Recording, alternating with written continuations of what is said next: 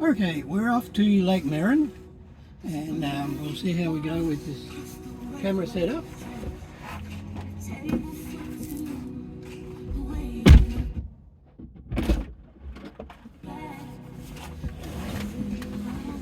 Over the years I've done many videos featuring driving in the car, and it's been a long time, so I thought I'd have another go. So we've got to head out to Lake Meran, pick up some people. So off we go in our Tesla Model 3 2019 model performance version, and I will probably turn the music down because we don't want any copyright infringements. Turning the music up and down is done by this scroll wheel just here with my thumb. Turn it up, turn it down, and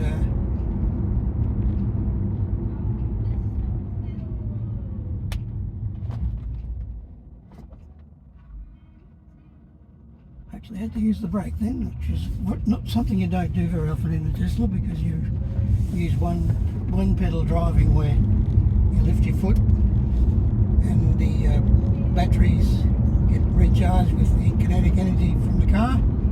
We'll do it here up the stop sign. We won't touch the brake at all here. In fact, I've had to put my foot on the accelerator to get to the line, and that's no brakes whatsoever.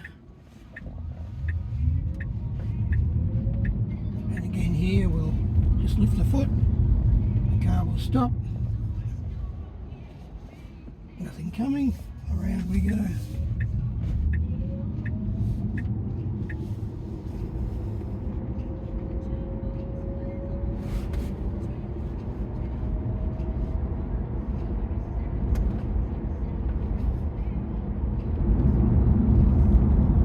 It's the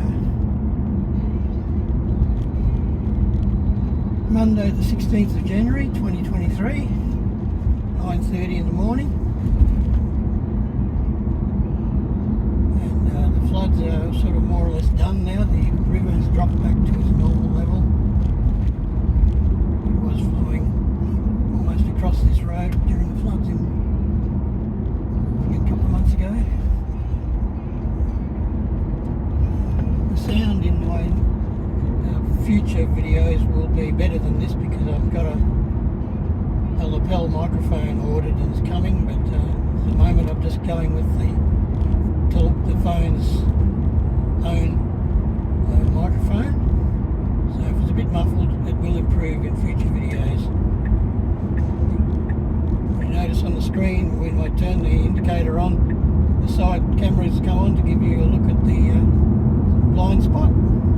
It's another update that came in the over-the-air updates for Tesla over the last few months. It's always improving. 70% charge at the moment. I went out to Meran and back yesterday. I haven't charged since. So there's plenty in the tank. Turning left here to go off the Autopilot road onto the Port Road.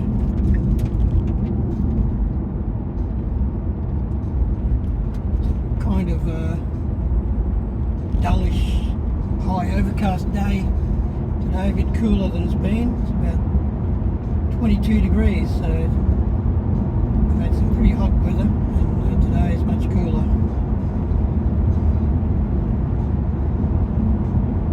I'll give you a demonstration of auto steer, or Autopilot it's well known as. Whenever there's a road with a centre line in it, the Tesla will happily drive it for you. So double tap on this right hand stalk, it goes. Hold it down, it'll go to the speed limit, which is 100. So then I just leave my hand on the lower part of the wheel, and the car will track along in the centre of the lane, following the road.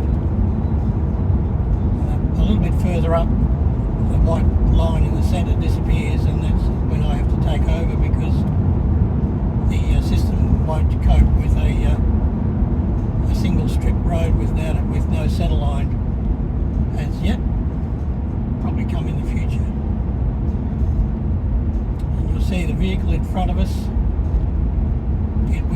slow down and match speeds with that, like adaptive cruise control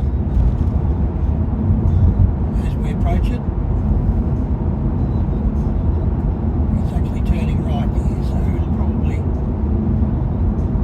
pick that up and slow us down.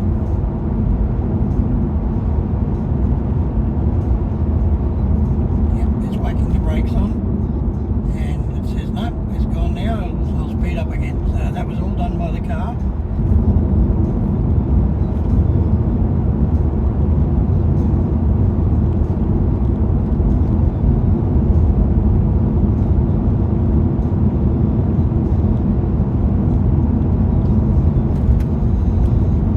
Doing some of these videos live down the track, but this one isn't live, but because I didn't want to lose signal halfway out there, because I know that was probably what would happen.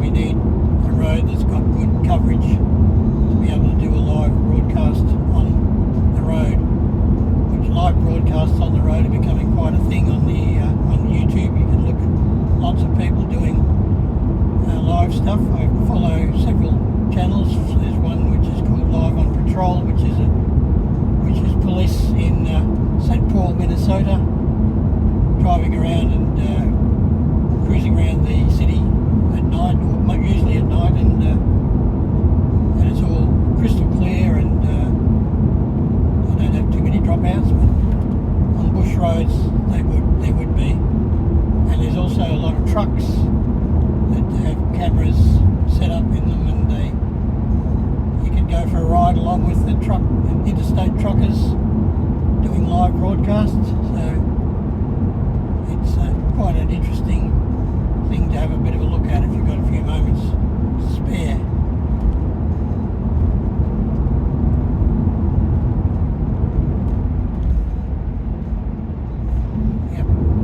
That corner is always a bit of a challenge for the auto steer, but it handled it quite easily. I'm still on autopilot. The other good safety aspect about autopilot is that if I was to faint or have some kind of a medical episode, the car will realise that I don't have my hand on the wheel, and it will, after a minute or two, it will start beeping and carrying on, and then it'll slow down and stop with the hazard lights on in the centre of the road. So there's no way that while you've got autopilot on, if you have a stroke or something, the car won't just veer off and hit a tree. It will slow down and stop safely. It's always been a little bit of a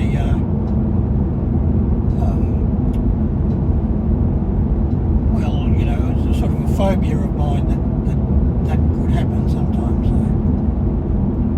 it's a great thing. Here's the end of the white line, so I'll have to disengage the autopilot because it'll say it doesn't really know. It says no. Yep. So okay, push the thing up, and it'll disengage, and I'm now driving manually.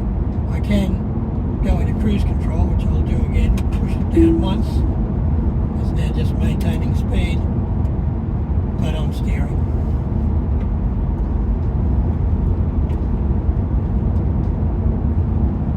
This is the scene of the 1969 Kerang drags. This little stretch right here, this is the end of it. Down at the other end, near John Mart's house, was the start point. And you'll see many photos from that time. December 1969 it was, when that event was held here.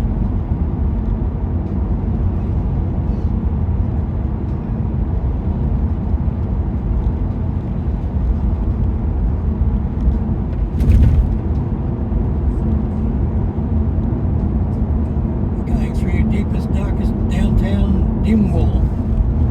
Dingwall Hall will be on the right here, just in front of us. Just over there. And the $1 Creek is coming up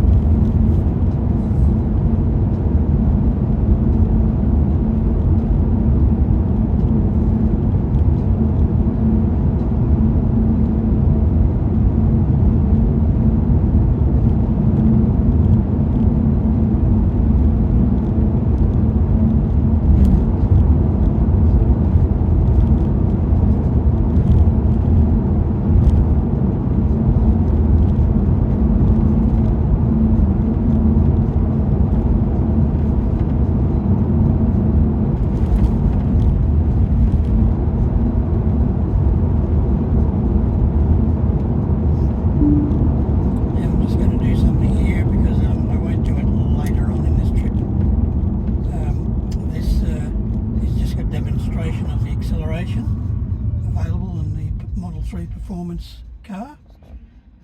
We go from 0 to 100. So put your heads back on the headrest and hold on. 100. About 3 seconds. It literally makes you almost faint from the blood rushing back from your frontal lobes when you do that, and yeah, it's quite amazing.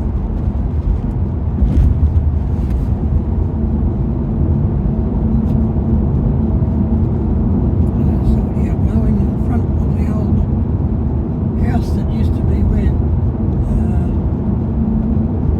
Barry Mill used to live when he was a water bailiff in this area. You know Baz? That wasn't him, of course, but it was whoever's living there now. Just on the right here is the little Lake Meran, which is full of water, of course, and like every other waterway since the flood this year, last year.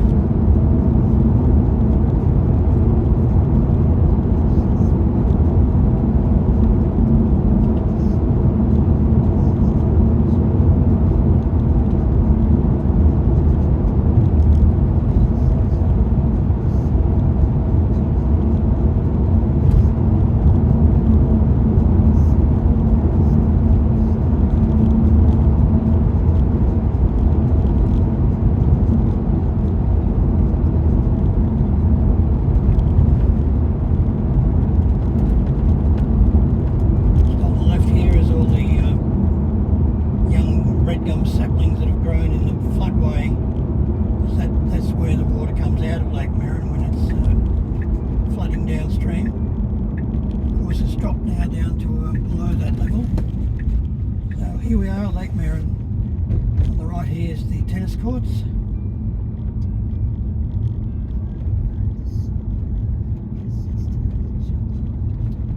Just over on the left through that little floodway, and over there is where we always used to camp for 30 odd years as a kid. There's the floodway there, and here in front of us is the old Camp Slade, and it's been wrecked and a new barbecue shelter put up. And we've got the Thornies out here who I'm bringing back in to collect their vehicle. So, thanks for riding along, and we'll see you for our next video.